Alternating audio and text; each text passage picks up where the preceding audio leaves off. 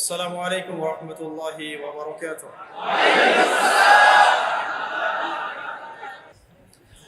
আপনারা কেমন আছেন সবাই? আলহামদুলিল্লাহ আলা কুল্লি হাল ওয়া ফি কুল্লি মাকান। আজকে সকালেই বাদ ফজর একটা কিতাব পড়ছিলাম, আল্লামা জুলফিকার, পীর জুলফিকার হাফিজাহুল্লাহ তার লেখা অসাধারণ একটা কিতাব। তো সেখানে একটা জায়গায় তিনি লিখেছেন যে আল্লাহ সুবহানাহু ওয়া তাআলা কিছু বান্দাকে দেখে লজ্জা করবেন, আল্লাহ পাক লজ্জা করবেন, তাদেরকে শাস্তি দিতে আল্লাহ লজ্জা করবেন, তাদেরকে শাস্তি দিতে আল্লাহ পাকের লজ্জাবোধ হবে। চিন্তা করতে পারেন কারা তারা? বলা হচ্ছে তারা সেই সব মানুষ যারা কালো কালো চুল কালো দাড়ি নিয়ে ইবাদত শুরু করেছে, কালো চুল কালো দাড়ি নিয়ে ইবাদত শুরু করেছে, ইবাদত করতে করতে এটা সাদা হয়ে গেছে। তার মানে শায়েখ মানে কিন্তু বৃদ্ধ। শায়েখের অনেক অর্থ হয়, শায়েখ মানে পণ্ডিত, স্কলার, শায়েখ মানে কিন্তু বৃদ্ধ। তা আমরা দোয়া করি আল্লাহ পাকের কাছে, আল্লাহ পাক আমাদেরকে সব দিক থেকেই সুস্থতার সাথে আল্লাহর ইবাদত করতে করতে শায়েখ হওয়ার তৌফিক দান করেন, আমিন। এখন প্রসঙ্গে আসি যে ইসলাহি মাহফিলটা হচ্ছে আপনাদের এখানে বেশ কয়েকদিন থেকে। কয়দিন হলো আজকে? পঞ্চম দিন, মাশাআল্লাহ। তো আমরা রবিউল আউয়াল মাসে আছি, সিরাতের মাহফিল হচ্ছে। এটা আমার জন্য খুবই আনন্দের, কারণ সিরাত কেন্দ্রিক দীর্ঘমেয়াদী কিছু কাজ করার পরিকল্পনা আছে ইনশাআল্লাহ। যতই সিরাত পড়ি ততই মনে হয় যে এই সিরাতের আলোটাই মানুষের মধ্যে বেশি ছড়ানো দরকার। কোরআন, কোরআনের তিলাওয়াত, কোরআনের ভাষা, কোরআনের ব্যাকরণ, কোরআনের তর্জমা, এইগুলো যদি ছড়ানো যায় আমাদের এই বাংলার মানুষের মধ্যে, ইনশাআল্লাহ একদিন না একদিন দিন কায়েম হবে ইনশাআল্লাহ। না ছড়ানো পর্যন্ত হবে না, যতই শোডাউন করি না কেন লাভ নাই। হার্ট টু হার্ট কোরআন থাকতে হবে, অ্যাটলিস্ট কোরআন আমরা পড়ে বুঝতে পারি, এই পর্যায়ে যেতে হবে। আমরা মক্তব করছি, মাশাআল্লাহ, অনেকেই মক্তব নিয়ে খেদমত করছেন, কিন্তু ওরা যখন আবার স্কুলে ভর্তি হচ্ছে তারা কোরআন হারিয়ে ফেলছে, আবার কলেজে পড়তে যাচ্ছে সেখানে কোরআন থেকে তারা সরে যাচ্ছে। শুধু মক্তব না, আমাদের দরকার ইসলামিক বিশ্ববিদ্যালয়, আমাদের দরকার শহরে শহরে ইসলামিক বিশ্ববিদ্যালয়। এবং জেনারেল শিক্ষিত মানুষের সংখ্যা বাংলাদেশে প্রায় 70%, আরও বেশি হবে, আমি কম করে বললাম। আমরা 20-30% মানুষ মসজিদ, মাদ্রাসা, তালেবে ইলম, তলাবুল ইলম, আল মুজাহাদা ফি তরিকুল ইলম, এগুলোর সাথে আছে। বাকি 70% একটা হিউজ কমিউনিটি আমরা মসজিদ, মাদ্রাসা, শায়েখ, ওস্তাদ, তলাবুল ইলম এগুলো থেকে দূরে থাকি। এই 70% মানুষকে কিভাবে কোরআন শেখানো যায় এই ফিকিরটা করতে হবে, আল্লাহ পাক তৌফিক দান করুন। তো এই জন্য দরকার কোরআনিক কিছু কোর্সেস, কোরআনের দার্স, কোরআন শিক্ষার কার্যক্রম চালু করা। একদিন মসজিদে এসেছি এটা যথেষ্ট না, আমাদেরকে এভাবেই 3 মাস এসে কোরআন শিখতে হবে, আরও 2-1 মাস সময় বাড়িয়ে দিয়ে কোরআনের তর্জমা, অ্যারাবিক গ্রামার কিছু শিখতে হবে। তখন গিয়ে একটা পরিবর্তন দেখা যাবে ইনশাআল্লাহ, আল্লাহ পাক তৌফিক দান করুন। কারণ কিছু সমস্যা আছে আমাদের, সেটা হলো আমাদের শিক্ষা ব্যবস্থায় জেনারেল শিক্ষা এবং ইসলামিক শিক্ষা আলাদা করে দেওয়া হয়েছে। মালয়েশিয়ার মতো কান্ট্রি সব দিক থেকেই ডেভেলপ করেছে, তারা শুধু টলেস্ট বিল্ডিংই নির্মাণ করে নাই, তারা শিক্ষা ব্যবস্থায় এমন একটা নীতি চালু করেছে যে একজন কলেজ পড়ুয়া ছাত্র ইমামতি করতে পারে, ছোট থেকেই সে এভাবেই পড়াশোনা করে উঠে আসছে। এটা আমরা করতে পারতাম, এটা আমাদের যারা দায়িত্বশীল আছেন, শিক্ষা বিভাগে যারা আছেন, রাষ্ট্রে যারা আছেন, তারা করতে পারতেন এবং আপনাদের পারা উচিতও বটে। কারণ আজকে আমাকে টপিক দেওয়া হয়েছে নবী সাল্লাল্লাহু আলাইহি ওয়াসাল্লামের নেতৃত্বের গুণাবলী। তো এই টপিকটা এতই ক্রিটিক্যাল, ওনারা আমাকে বলেছেন 10টা থেকে 11টা পয়েন্টস আপনি বলেন। তো আমি শুধু গাড়িতে লিখতে লিখতে আসছিলাম, তো দেখলাম যে 18 থেকে 20টা হয়ে গেছে। এটা নিয়ে লিখতে থাকলে 50টার কম হবে না। নেতৃত্বের গুণাবলী, নবী সাল্লাল্লাহু আলাইহি ওয়াসাল্লাম কীভাবে তার নেশনকে লিড দিয়েছেন। তো লিডারশিপের প্রথম তার যে একটা ভিশন ছিল সেটা হলো সবাইকে শিক্ষিত করে তোলা। দেখুন, আপনি একজন সাহাবী খুঁজে পাবেন না যিনি অশিক্ষিত। আমি অশিক্ষিত বোঝাচ্ছি কোন সেন্সে, লিখতে জানে পড়তে জানে এটাই শিক্ষার মানদণ্ড নয়। এমন একজন সাহাবী আপনি খুঁজে পাবেন না যিনি কোরআন এবং সুন্নাহর জ্ঞান জানেন না, একজন সাহাবীও নাই। এমনকি আবু সুফিয়ান রাদিয়াল্লাহু আনহু যিনি একদম শেষে গিয়ে ইসলাম কবুল করেছেন, কখন?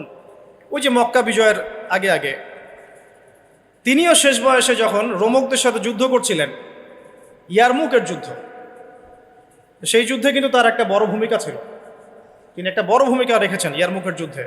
মানে এক পর্যায়ে মুসলিমরা জিতে যাচ্ছিল, কিন্তু রোমকদের পাল্টা আক্রমণে মুসলিমরা ছত্রভঙ্গ হয়ে পড়ে এবং মুসলিমদের রমণীদের যে খেমা আছে মানে তাবু, এই পর্যন্ত কুফার সৈন্যরা চলে আসছিল। এই সময় আবু সুফিয়ান রাদিয়াল্লাহু আনহু একটা জোরালো ভূমিকা রেখেছে এবং তার সাথে ছিলেন ইকরিমা বিন আবি জেহেল, আবু জেহেলের ছেলে ইকরিমা রাদিয়াল্লাহু আনহু। মানুষের লাইফটা আসলে কেমন, যার বাবা জাহান্নামী তার ছেলে জান্নাত।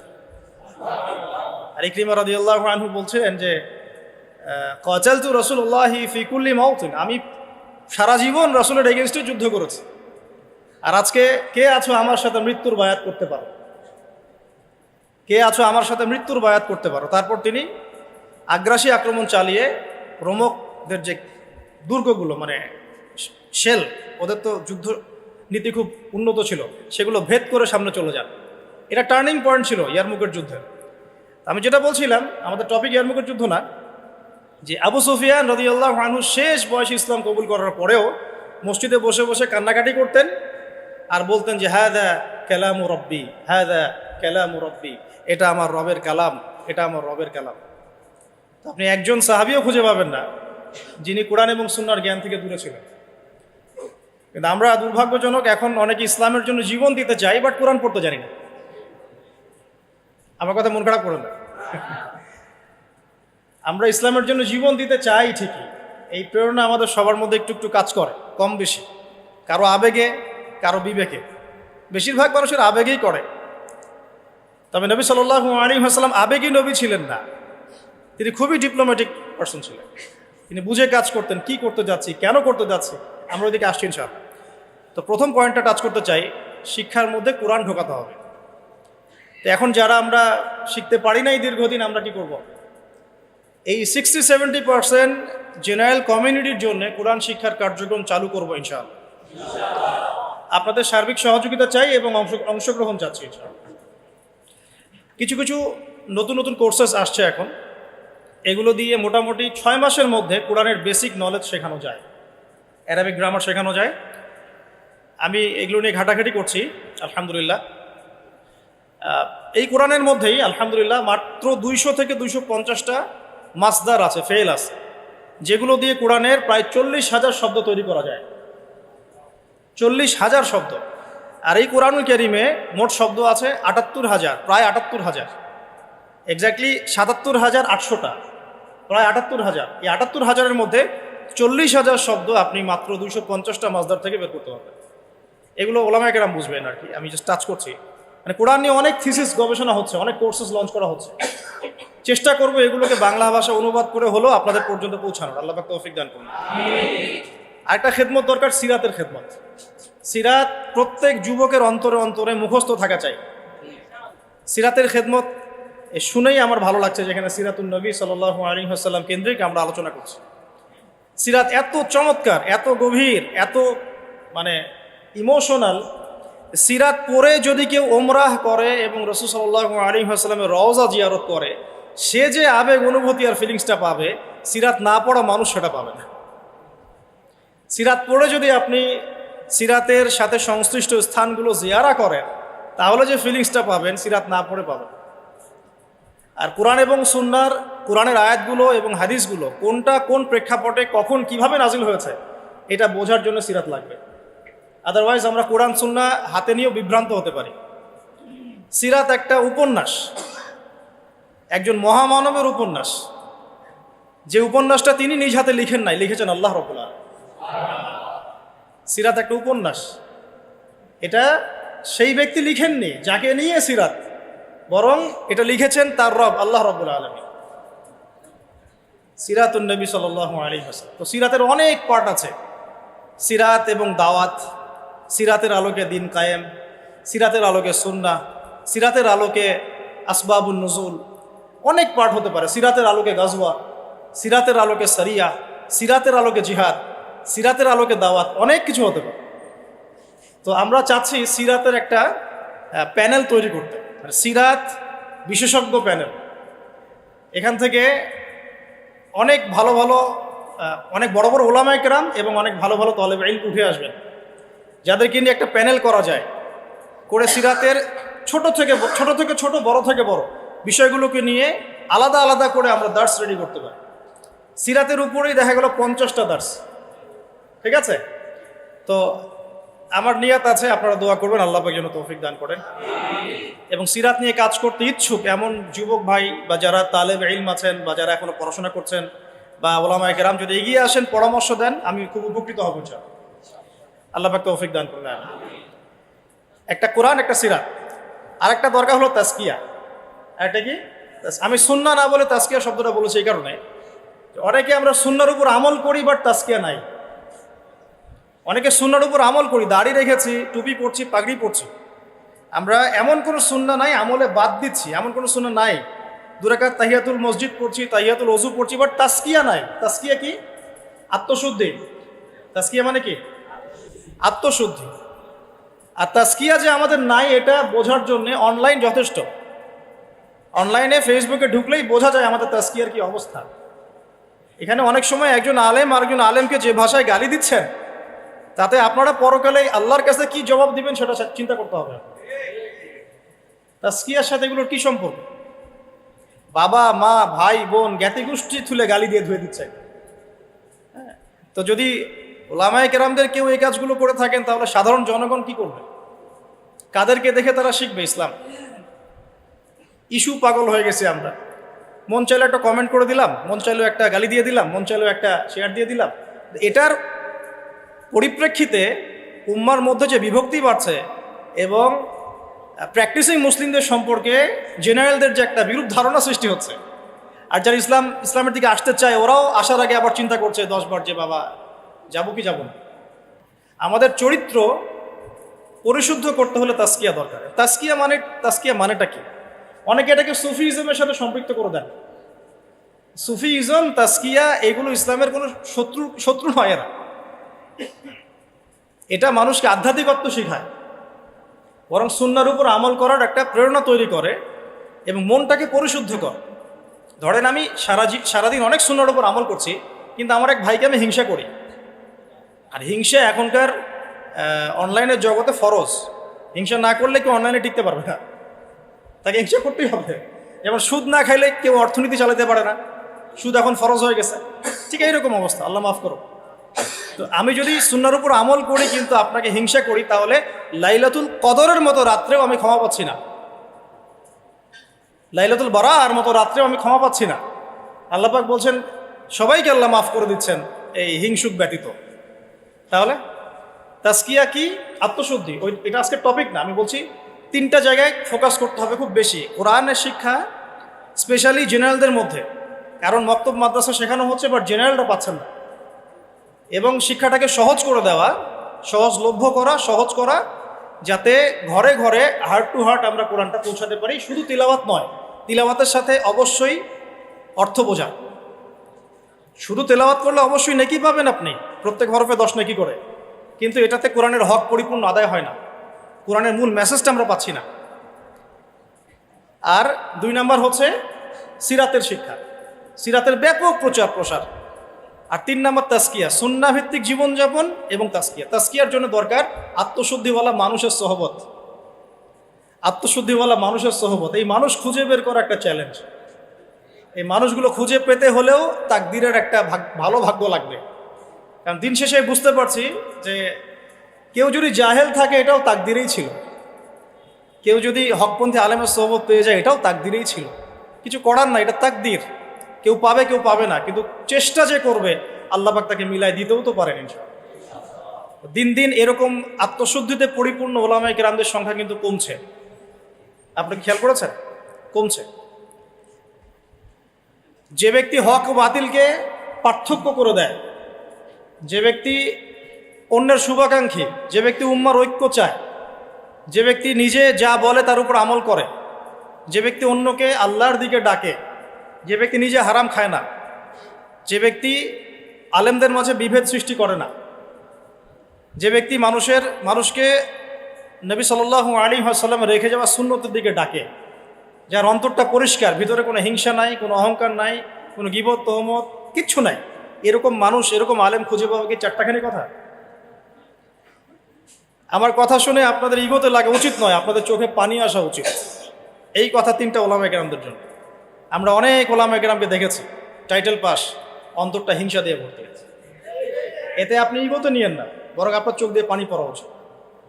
বিকজ আপনার হিসেব আগে হবে। 3 জন ব্যক্তিকে দিয়ে জাহান্নাম উদ্বোধন করা হবে: শহীদ, দাতা, দানশীল, আলেম। আমি এমন অনেক ওলামায়ে কেরামকে দেখেছি যাদের কথাবার্তা, চলাফেরা এবং ওঠা বসাতে অহংকার স্পষ্ট, কেবর, অহংকার স্পষ্ট। আর আলহামদুলিল্লাহ আমি এমন অনেক ওলামায়ে কেরামের সোহবত পেয়েছি যারা আল্লাহর ওলি, যারা আল্লাহর ওলি। তো এখন এই পর্যন্ত যাওয়াটা আপনার জন্য চ্যালেঞ্জ। আল্লাহর কাছে অনেক দোয়া করতে হবে এবং নিজের অন্তরটাকে নিউট্রাল রাখতে হবে, কোনো দিকে বায়াসড হয়ে যাওয়া যাবে না। নিউট্রাল রাখলে ইনশাআল্লাহ তাহলে আপনি বুঝতে পারবেন যে কে হকের উপর আছে, কে বাতিলের উপর আছে। আল্লাহ পাক আমাদের সবাইকে আত্মশুদ্ধিতে পরিপূর্ণ মানুষের সোহবত দান করুন, আমিন। আমাদেরকেও সেই আত্মশুদ্ধি অর্জন করার তৌফিক দান করুন। এই 3টা জায়গায় খুব বেশি ফোকাস করা দরকার। সিরাত নিয়ে 2টো কথা বলে আমি আমার টপিকে আসছি। আজকে সবগুলো আলোচনা করব না, কারণ আপনাদের জন্য একটা সুখবর আছে, আমার জন্য সুখবর। ইনশাআল্লাহ আগামীকাল আমি আবার আসবো। যে অংশটুকু বাকি আছে এই অংশটুকু আমরা আগামীকাল শেষ করবো ইনশাআল্লাহ।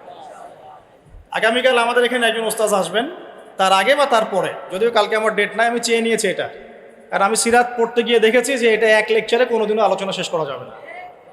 এই সিরাতের উপরে আলোচনা করতে হলে আমার 24টা ক্লাস দরকার। একটু এই জায়গাটা শোনেন। এই পুরো সিরাত, আমার হাতে একটা পাতলা সিরাতের বই আছে, সিরাতে খাতামুল আম্বিয়া, আপনারা অনেকেই জানেন, এই বইটা পড়েছেন।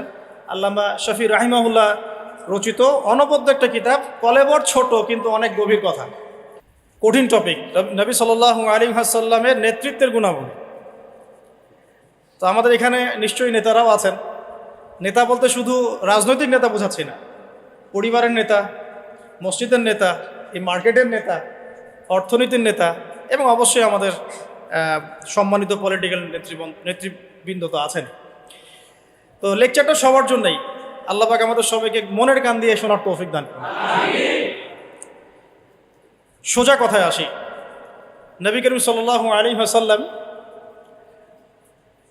নবী হওয়ার আগে তিনি যে গুণাবলীগুলো অর্জন করেছিলেন, এই গুণাবলীগুলো আমরা অনেক সময় পাশ কাটিয়ে চলে যাই। আমরা আলোচনা শুরু করি নবী সাল্লাল্লাহু আলাইহি ওয়াসাল্লাম নবী হওয়ার পর থেকে। আদতে নেতৃত্বের গুণাবলীর পয়েন্টটা যদি নিয়ে আসতে হয়, আমাদেরকে এখান থেকে আলোচনা শুরু করতে হবে। নবী সাল্লাল্লাহু আলাইহি ওয়াসাল্লাম নবুয়ত পাওয়ার আগে কেমন মানুষ ছিলেন। একটা হাদিস থেকে আমরা এটা বুঝতে পারি। এটা সহিহ বুখারীর 1ম খণ্ডের ওহী অধ্যায়ের মধ্যে আছে এবং খাদিজা রাদিয়াল্লাহু আনহা এখানে অনেকগুলো কথা বলেছেন। হাদিসটা অনেক লম্বা, আপনারা বাসায় গিয়ে একটু দেখে নিয়েন। আমি খুব শর্ট করে মূল জায়গাটা বলছি। আল্লাহ নবী সাল্লাল্লাহু আলাইহি ওয়াসাল্লাম যখন ওহী প্রাপ্ত হলেন, আপনারা জানেন উনি ভয় পেয়েছিলেন। জিবরাইল আলাইহিস সালাম এসে তাকে বলেছিলেন, ইকরা, আপনি পড়ুন। তিনি বলেছেন, মা আনা বিকারি, আমি তো পড়তে জানি না। তখন বলা হচ্ছে পড়ুন। আবার বলছেন, আমি তো পড়তে জানি না। চেপে ধরা হচ্ছে, ছেড়ে দেওয়া হচ্ছে, চেপে ধরা হচ্ছে, ছেড়ে দেওয়া হচ্ছে। 3বার চেপে ধরা হয়েছে। একটু চিন্তা করতে পারি কি না আমরা, যদি কোনো জিনও এসে আমাকে চেপে ধরো তাহলে কি অবস্থা হবে? জিন তো খুব বেশি শক্তিশালী না। আউযু বিল্লাহি মিনাশ শাইতানির রাজিম পড়লেই চলে যাবে, অথবা আউযু বিকালিমাতিল্লাহি তাম্মাতি মিন শাররি মা খালাক পড়লে চলে যাবে, অথবা বিসমিল্লাহিল্লাযী লা ইয়াদুররু মা ইসমিহি শাইউন ফিল আরদ ওয়ালা ফিস সামা ওয়া হুয়াস সামিউল আলিম পড়লে ইনশাআল্লাহ চলে যাবে। আরও অনেক দোয়া আছে, জানতে হলে স্পেশাল সাক্ষাৎ দরকার, ভিজিটেশন। ঠিক আছে? এখন ফেরেশতা চেপে ধরলেন, তাহলে তো ব্যাপারটা অনেক কঠিন, অনেক বার্ডেন তার মাথায় তখন ছিল, বুকের মধ্যে ভার। এই অবস্থায় তিনি যখন বাসায় এসেছেন, খাদিজা রাদিয়াল্লাহু আনহাকে তিনি একটা কথা বলেছেন, খশিতু আলা নাফসি, আমি আমার নিজের নফসের উপরে ভয় পাচ্ছি। আপনারা পুরো দেখেন, সহিহ বুখারীতে আছে 1ম খণ্ডে ওহী অধ্যায়। এই জায়গায় খাদিজা রাদিয়াল্লাহু আনহা 4টা থেকে 5টা বাক্য বলেছেন তার সম্পর্কে। 1, আপনি এতিমের দেখাশোনা করেন, এক। আপনি বিধবাদের খোঁজ খবর নেন, আপনি মুসাফিরদের খাবার দেন, হ্যাঁ, আপনি অসহায়ের পাশে দাঁড়ান, আল্লাহ রাব্বুল আলামিন আপনাকে ধ্বংস করবেন না ইনশাআল্লাহ। তিনি কিন্তু নবী এই মাত্র হলেন, আর এই কথাগুলো নবুয়তের আগের চারিত্রিক বৈশিষ্ট্য ব্যাখ্যা করছে, তাই তো? নবী সাল্লাল্লাহু আলাইহি ওয়াসাল্লাম বিয়ে করেছেন কত বছরে? 25। আর খাদিজা রাদিয়াল্লাহু আনহার বয়স তখন 40। আর এই ঘটনা হচ্ছে 53 বছর বয়সে। খাদিজা রাদিয়াল্লাহু আনহার বয়স তখন 53, নবী সাল্লাল্লাহু আলাইহি ওয়াসাল্লামের বয়স তখন 40। 53 না 63 হবে? 63 না? আচ্ছা, হোয়াট এভার।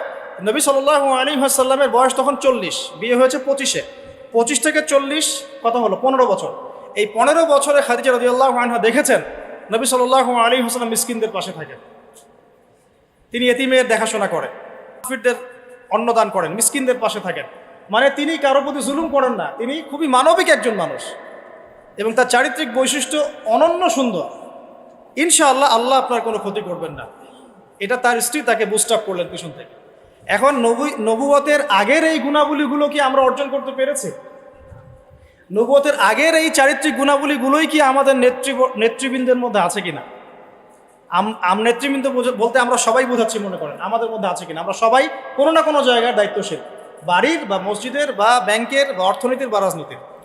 এখন এই যে এতিমের দেখাশোনা করা, বিধবাদের পাশে থাকা, মিসকিনদের খোঁজখবর নেওয়া, মুসাফিরদের অন্ন দেওয়া এবং দুর্বলদের সাহায্য করা, এটা আমাদের মধ্যে আছে কিনা? নবী তিনি এখনো হন নাই, কেবল হলেন। নবুয়তের আগের গুণাবলী, নবী হওয়ার আগে আমাদের নবী সাল্লাল্লাহু আলাইহি ওয়াসাল্লামের যে চারিত্রিক বৈশিষ্ট্যগুলো ছিল, আমরা হতভাগা উম্মাহ, আমরা এখনও মুসলমান হয়েও, মুসলমান ঘরে জন্ম নিয়েও, কোরআন হাতে পেয়েও, হাদিস হাতে পেয়েও সেই গুণাবলী অর্জন করতে পারি। অগণিত মুসলমান জিনা করে, অগণিত মুসলমান সুদ খায়, অগণিত মুসলমান ঘুষ খায়, অগণিত নেতৃবৃন্দ দুর্নীতি করেন। সবার কথাই বলছি, আমরাও দুর্নীতি করি। যেমন আমরা যে লেকচার দিতে বসেছি, আমি যদি আমার হক আদায় না করি, এটাও আমার ইলমের উপর দুর্নীতি হবে। তো দেখুন নবী সাল্লাল্লাহু আলাইহি ওয়াসাল্লাম এই গুণাবলীগুলো আছে কিনা? আমরা সুদ খাচ্ছি, আমরা জিনা করছি। আপনি 5% মানুষ খুঁজে পাবেন না এখন যারা সুদ খায় না। কোনো না কোনোভাবে আমরা রিবার সাথে জড়িত। আর যারা ইকোনমিক্স নিয়ে পড়াশোনা করেন, ওই আলেমদেরকে জিজ্ঞাসা করবেন। যারা ইকোনমিক্স নিয়ে পড়াশোনা করেছেন এমন আলেমকে জিজ্ঞাসা করবেন পেপার মানি, ইলেকট্রনিক মানির মধ্যে রিবা আছে কি নাই।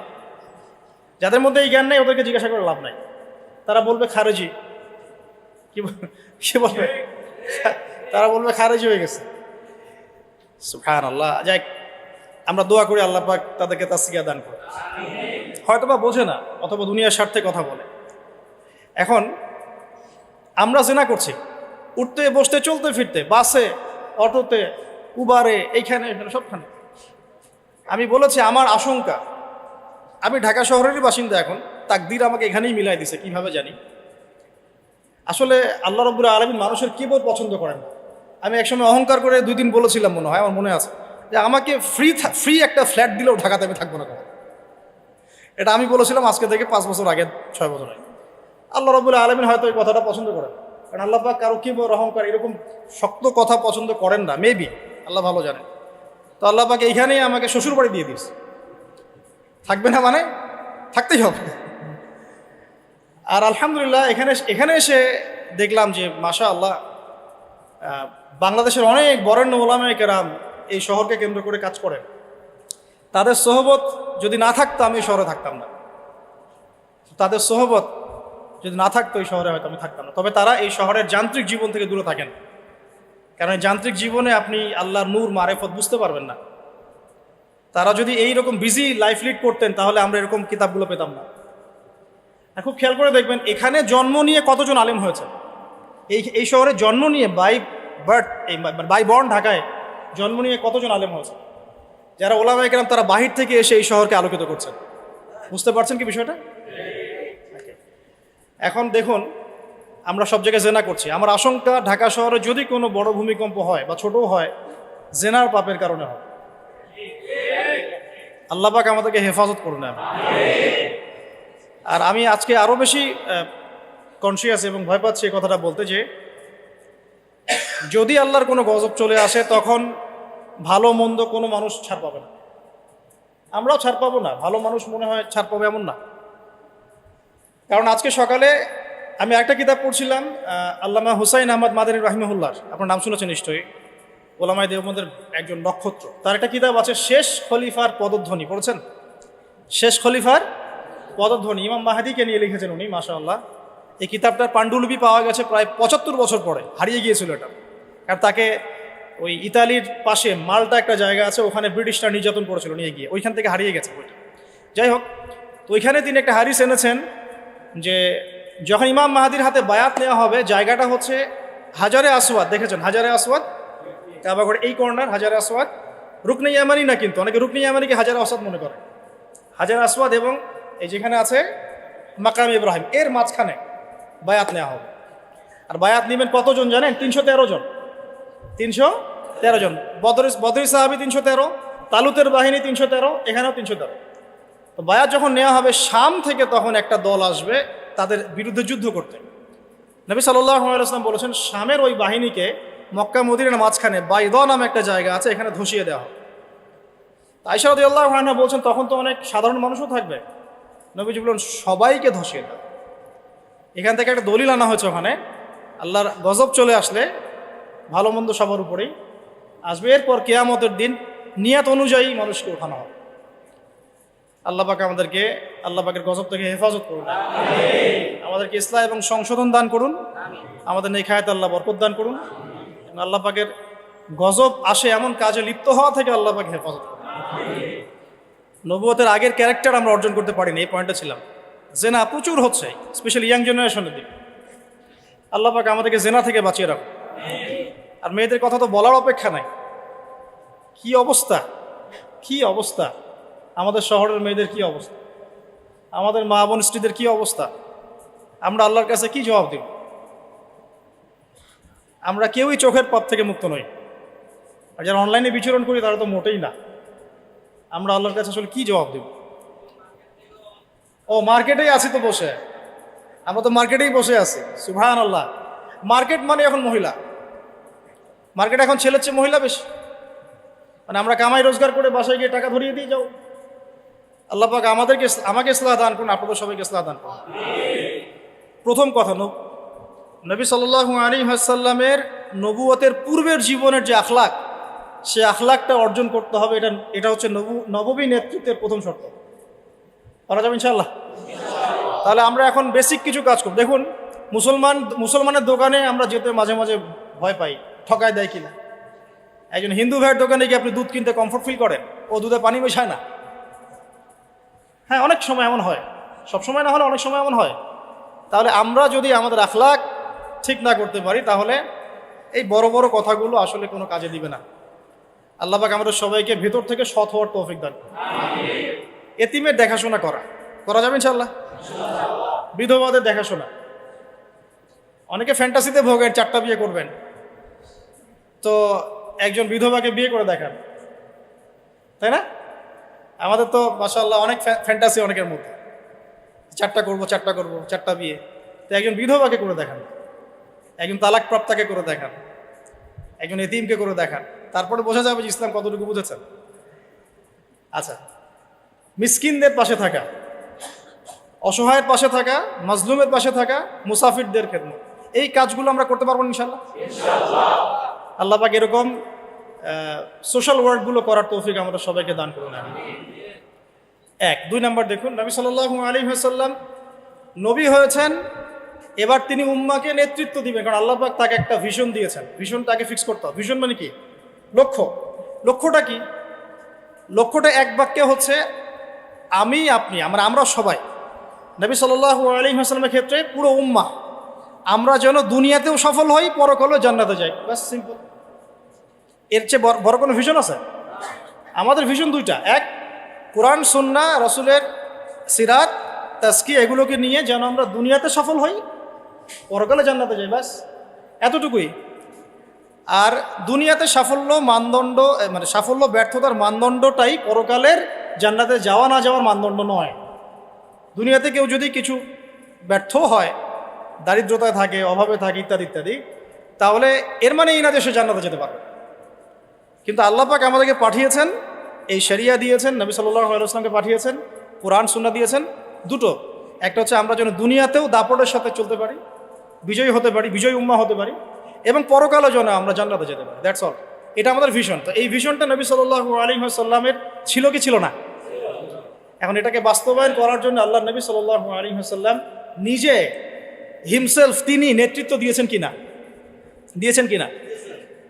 প্রথমে দেখিয়েছি আপনাকে আগের ক্যারেক্টার। ওই আগের ক্যারেক্টারগুলো কি পরে নাই হয়ে গেছে? ওই ক্যারেক্টারগুলো আরও বেশি দীপ্তমান হয়েছে। কোনটা? আরও বেশি দীপ্তমান হয়েছে। এখন ওহী আসার পরে নবী সাল্লাল্লাহু আলাইহি ওয়াসাল্লাম প্রথম যেটাতে ফোকাস করলেন সেটা হলো ইলম অর্জন করা এবং অন্যকে ইলম শেখানো। আর আল্লাহ নবী সাল্লাল্লাহু আলাইহি ওয়াসাল্লাম আল্লাহর কাছ থেকে ইলম শিখছেন। এটা ইলম না কোরআন? এটা ইলম নয় কি? এটা আল্লাহর পক্ষ থেকে দেয়া ইলম, ওহী, এবং এর সাথে হিকমা দেয়া হয়েছে, মানে সুন্নাহ। তো কোরআন এবং সুন্নাহ আল্লাহ পাক তাকে শিখাচ্ছেন এবং নবী সাল্লাল্লাহু আলাইহি ওয়াসাল্লাম এটা তার উম্মাকে শেখাচ্ছেন। তাহলে একজন সফল নেতার গুণাবলী হবে এই মানবিক গুণাবলীগুলোর সাথে সে নিজে ইলমের ধারক বাহক হবে এবং সমাজে আলো ছড়িয়ে দিবে জ্ঞানের। এটাই হচ্ছে একজন নেতার আদর্শ নেতার গুণাবলী। এটা খুবই খুবই গুরুত্বপূর্ণ একটা চারিত্রিক বৈশিষ্ট্য একজন সফল নেতা, যে নিজে ইলমের ধারক বাহক হবে এবং জনগণের মধ্যে জ্ঞান ছড়িয়ে দিবে। আর এই জ্ঞানের ডেফিনেশনটা কি হবে তাহলে? শুধু কি বস্তুবাদী জ্ঞানই জ্ঞান, নাকি জ্ঞানের কোনো ডেফিনেশন আছে, সংজ্ঞা আছে? সংজ্ঞাটাও আমরা কোরআন থেকে নেই। সংজ্ঞাটা আল্লাহ কোরআনে দিয়েছেন সূরা কাহফের মধ্যে, ওয়াকুলিল হাক্কু মির রাব্বিকুম ফামান শাআ ফালইউমিন ওয়া মান শাআ ফালইয়াকফুর। এই হক বা সত্যটা তোমার রবের পক্ষ থেকে আসে। আর সূরা বাকারা আছে ওয়াকুলিল হাক্কু মির রাব্বিকুম ফালা তাকুনান্না মিনাল মুমতারিন। হক আল্লাহর পক্ষ থেকে আসে, তুমি সন্দেহবাদীদের অন্তর্ভুক্ত হও না। মানে হক, এই জ্ঞান, এই কোরআন যেটাই আপনি বলেন, এটা আল্লাহর পক্ষ থেকে আসে। তার মানে যেটা আল্লাহ পর্যন্ত আমাদেরকে পৌঁছায় সেটাই জ্ঞান। তাহলে জ্ঞান কোনটা? যেটা আমাকে আল্লাহ চিনাবে, আল্লাহ পর্যন্ত পৌঁছাবে। ইকরা বিসমি রাব্বিকাল্লাযী খালাক, এর মানে কি? পড়ুন আপনার রবের নামে যিনি আপনাকে সৃষ্টি করেছেন। মানে যে জ্ঞান আপনাকে আপনার স্রষ্টা পর্যন্ত পৌঁছায়, এটাই জ্ঞান। আর যেটা আমাদেরকে ওখান থেকে দূরে সরায় দেয় সেটা কি জ্ঞান? এখন মূল জ্ঞান তাহলে কি? কোরআন এবং সুন্নাহ। এটা আল্লাহ পাকের ওহীটাই মূল জ্ঞান।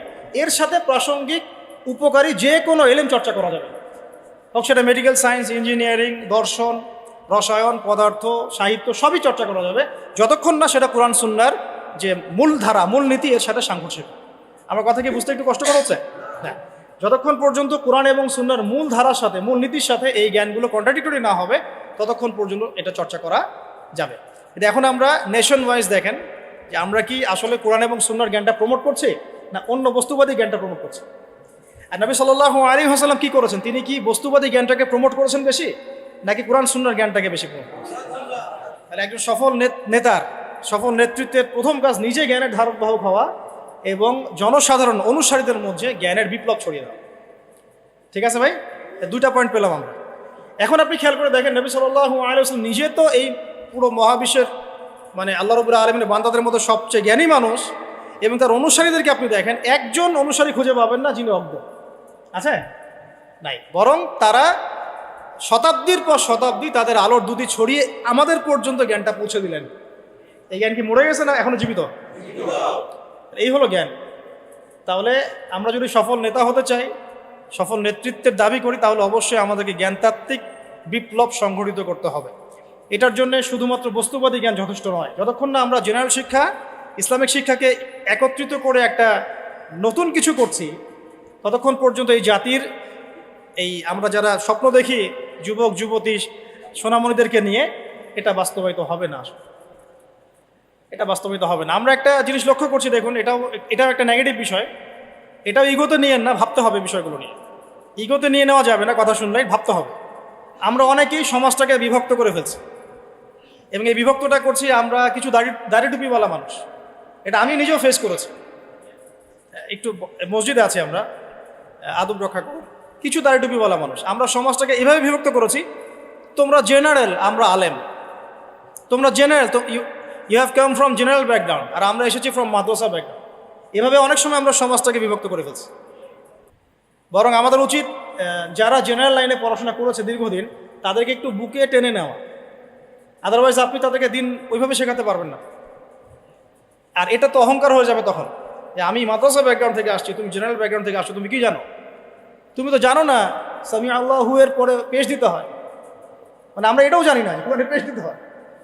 এভাবে এভাবে আক্রমণ করা হচ্ছে যে ব্যাকরণে তো তুমি কিছুই জানো না, সামিআ আল্লাহু হু এর ওখানে পেশ দেওয়া লাগে, তুমি তো ব্যাকরণে কিছুই পড়ো নাই নাহু সব। এত অহংকারী হলেন কিভাবে, এত হিংসা কেন?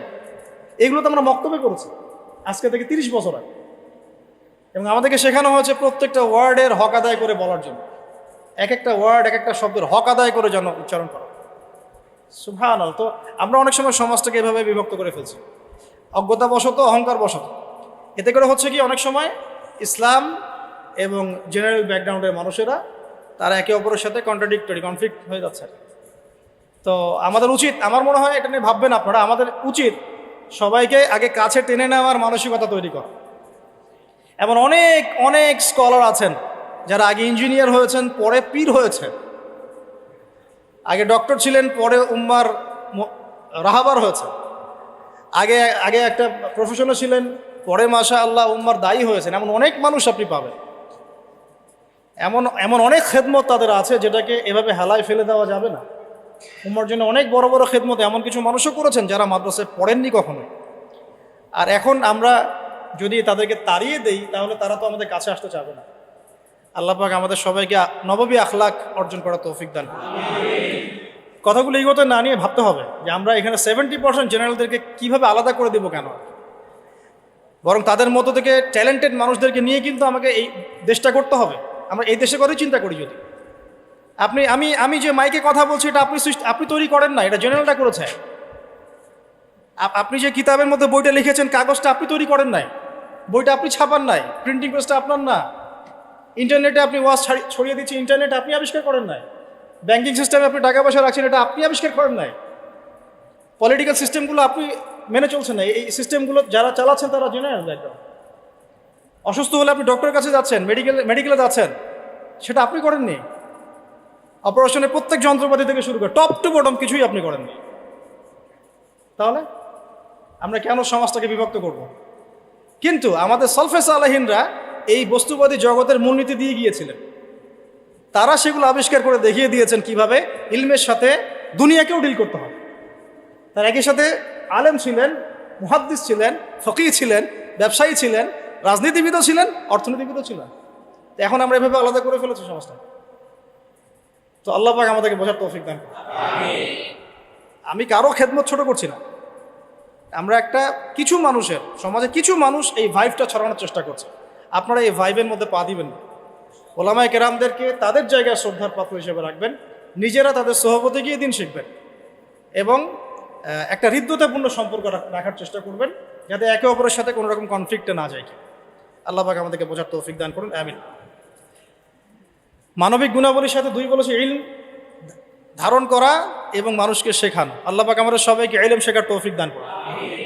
লাস্ট টাইম প্রশ্ন করি, ইলম মানে কোন ইলম ভাই? শুধু কি বস্তুবাদী জ্ঞান বা শুধু কি কোরআন সুন্নাহ? কোরআন এবং সুন্নাহ অবশ্যই মৌলিক শেকড়, এর পাশাপাশি আপনি উপকারী জ্ঞানও শিখতে পারবেন। এই জ্ঞানের প্রচার প্রসার যখন ব্যাপক হবে, নেতা কেন পুরো জাতিটাই দেখবেন মাশাআল্লাহ বিশ্বের বুকে মাথা তুলে দাঁড়াবে। আল্লাহ পাক আমরা সবাইকে জ্ঞান অর্জন করার তৌফিক দান করুন। 3 নম্বরে আসি। আজকে তো সব বলতে পারবো না বলেছি, ইনশাআল্লাহ আগামীকালের জন্য কিছু রেখে দিচ্ছি। আজকে আমি চেষ্টা করছি 10টা টাচ করা, ঠিক আছে ইনশাআল্লাহ, শর্ট করে 3 নম্বরটা বলি। দেখুন, 3 নম্বর হচ্ছে নবী সাল্লাল্লাহু আলাইহি ওয়াসাল্লাম নিজে ইলম আল্লাহর কাছে পেয়েছেন, সাহাবীদেরকে শিখিয়েছেন। সবচেয়ে বেশি কঠোর আমল তিনি নিজে করেছেন। 3 নম্বরটা হচ্ছে একজন নেতার অন্যতম গুণাবলী থাকতে হবে সিরাতের আলোকে, নেতৃত্বের গুণাবলীর অংশে তাকে নিজেকে আগে আমল করে দেখাতে হবে। শুধু বড় বড় কথা বলা, লেকচার দিয়ে ক্ষান্ত হলে চলবে না, মানুষকে শেখালেই চলবে না, নিজেকে আগে আমল করে দেখাতে হবে। আমি কয়েকটা এক্সাম্পল দিচ্ছি। দেখুন, হুনাইনের যুদ্ধ চলছে, একটু মনোযোগ দেন। হুনাইনের যুদ্ধ চলছে, নবী সাল্লাল্লাহু আলাইহি ওয়াসাল্লামের আশপাশের সাহাবীরা ছত্রভঙ্গ হয়ে গেছে। এই হুনাইনের যুদ্ধ হচ্ছে মক্কা বিজয়ের পরে, কিন্তু মক্কা বিজয়ের আগে নয়। তো সাহাবীরা ছত্রভঙ্গ হয়ে গেছেন, নবী সাল্লাল্লাহু আলাইহি ওয়াসাল্লাম নিজে সামনে এগিয়ে গিয়ে তরোয়াল খুলে উঁচু করে বলছিলেন যে আনা মুহাম্মদ আনা রাসূলুল্লাহ লাস্তু কাযিবান, আমি মুহাম্মদ, আমি আল্লাহর রাসূল সাল্লাল্লাহু আলাইহি ওয়াসাল্লাম, লাস্তু কাযিবান, আমি মিথ্যাবাদী নই। তিনি যুদ্ধের ডাক দিয়ে পিছনে পড়ে থাকেন না, তিনি নিজের সামনে গিয়ে তরোয়াল উঁচু করে সাহাবীদেরকে ইন্সপায়ার করছেন যে আমি আল্লাহর রাসূল, আমি মুহাম্মদ, আমি মিথ্যাবাদী নই, হালুম্মা ইলাইয়া, আমার দিকে তোমরা আসো, ছুটে আসো। তখন সাহাবীরা ছুটে আসে। লিডিং ফ্রম দ্য ফ্রন্ট, যেটা বলি আমরা, সামন থেকে নেতৃত্ব দেওয়া। এই শব্দটা শুনেছেন ক্রিকেট খেলার মধ্যে, তাই না? সামন থেকে নেতৃত্ব দেয়া। নবী সাল্লাল্লাহু আলাইহি ওয়াসাল্লামের চারপাশে সাহাবীরা খন্দকের যুদ্ধের সময় পখিরা খুঁড়ছে। খন্দকের যুদ্ধের সময় খাল খোঁড়া হয়েছিল, মনে আছে আপনাদের? যাতে ওরা আমাদের কাছে আসতে না পারে, খাল খুঁড়ে দেওয়া হয়েছে। এই খাল খুঁড়তে আমাদের নবীজি নিজে বলেন নাই যে খাল খোঁড়ো তুমি, আবু বকর তুমি খোলো, ওমর তুমি খোঁড়ো, আলী তুমি খোঁড়ো, এটা নয়। তিনি নিজে নিজের লুঙ্গি বেঁধে নিয়ে এখানে খাল খুঁড়েছেন, নিজের পেটে খাবার নাই, পাথরও বেঁধেছেন। প্রচণ্ড শীতের মধ্যে তিনি সেখানে উপস্থিত থেকে কাজ নিয়েছেন। আমি বুঝাতে চাচ্ছি, নবী সাল্লাল্লাহু আলাইহি ওয়াসাল্লাম শুধুমাত্র কথা বলেই ক্ষান্ত হতেন না, নিজে করে দেখান। যে কোরআনের দাওয়াত তিনি মানুষকে দিচ্ছেন, সেই কোরআন সারা রাত তেলাওয়াত করছেন। যেই নামাজের দাওয়াত তিনি মানুষকে দিচ্ছেন, সেই নামাজ পড়তে পড়তে তার পা ফুলে যাচ্ছে। এমন না যে নামাজ আপনারা পড়েন, আমি বললাম আমি পড়লাম না, আমি বললাম তাহাজ্জুদ পড়েন, আমি পড়ি না, আমি বললাম আপনারা বেশি বেশি নামাজ পড়েন, আমি নিজেই পড়ি না, এমন নেতা তিনি ছিলেন না। এখন আপনি মেলান দেখে আশপাশে, কথা কাজে মিল আছে এমন নেতা কোথায় পাবেন? কয়জন পাবেন? নিজেই খালি বলছি, মানুষকে নিজে করে দেখাচ্ছি কতটুকু।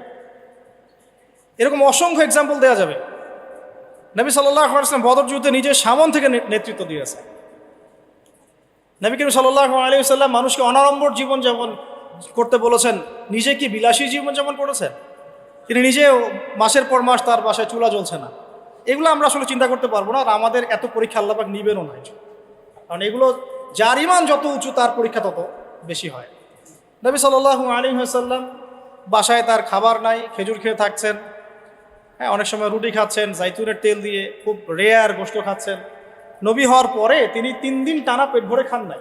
তার মানে কি তিনি শুধু নিজে বড় বড় কথা বলেছেন না, নিজেও সেটা আমল করে দেখিয়েছেন। খেয়াল করে দেখেন, নিজে মানুষকে খালি বলেননি তোমরা দান সদকা করো, বরং যেই তার কাছে হাত পাতত তাকেই তিনি দান করে দিতেন। দান করতে করতে করতে এমন একটা অবস্থা, ঘরে আয়েশা রাদিয়াল্লাহু আনহা থেকে শুরু করে অন্য স্ত্রীদের কারো ঘরেই কোনো খাবার নাই। ঈদের দিন তার ঘরে খাবার নাই। আয়েশা রাদিয়াল্লাহু আনহা বলছেন যে ইয়া রাসূলুল্লাহ, কিছু দিয়ে যান, আমরা ঈদের রান্নাবান্না করব। নবীজি কিছু দিতে পারলেন না। সুবহানাল্লাহ, সাল্লাল্লাহু আলাইহি ওয়াসাল্লাম। তিনি চলে গেলেন ঈদের নামাজ পড়াতে। ঈদের নামাজ পড়িয়ে বাসায় এসে দেখলেন রান্নাবান্না হচ্ছে, মাশাআল্লাহ, সবার ঘরে রান্না হচ্ছে। তো তিনি জিজ্ঞাসা করলেন খাবার কোত্থেকে আসলো?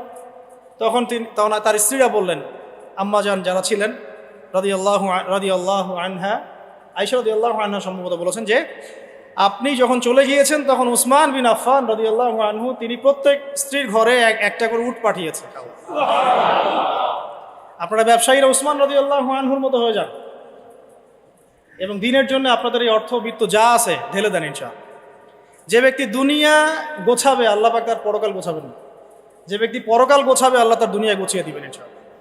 আর আল্লাহর নবী সাল্লাল্লাহু আলাইহি ওয়াসাল্লাম এরপর কি করেছেন জানেন? হাত তুলে দোয়া করেছেন।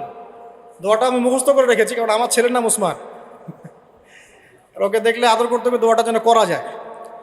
আল্লাহুম্মা সাহহিলিল হিসাবা আলাল উসমান, আল্লাহুম্মা সাহহিলিল হিসাবা আলাল উসমান। আল্লাহ তুমি উসমান রাদিয়াল্লাহু আনহুর একদম সহজ হিসেব নিয়ে নেন। এই জন্য উসমান রাদিয়াল্লাহু আনহুর হিসেব হবে 3 নাম্বার। প্রথমে আবু বকর সিদ্দিক, তারপর ওমর ইবনে খাত্তাব, তারপর উসমান ইবনে আফফান, এবং তিনি যাবেন বের হয়ে চলে আসবেন। হিসাব সহজ নাই। ওই যে দোয়া নবী সাল্লাল্লাহু আলাইহি ওয়াসাল্লাম করেছেন, একদিনের আমল, এরকম লাইফ ছিল তার। নবী সাল্লাল্লাহু আলাইহি ওয়াসাল্লাম নিজে করে দেখাতেন, খালি বলেননি দান করো। আর আমরা মাশাআল্লাহ ওয়াজ মাহফিলে এসে দেখি যে দান উঠাচ্ছে। আপনি কয় টাকা দান করেছেন? আপনি দেন 50, এই কে 50 দিবেন হাত তোলেন, বাস। আমি কিন্তু বলছি না আর কি, বাস 50 দিল, কে 20 দিবেন, কে 20 দিল, কে 10 দিবেন, 10 দিল। লাস্টে দেখা যায় যে আস্তে আস্তে নোট কমতে থাকে, 1000, কে 500 দিবেন।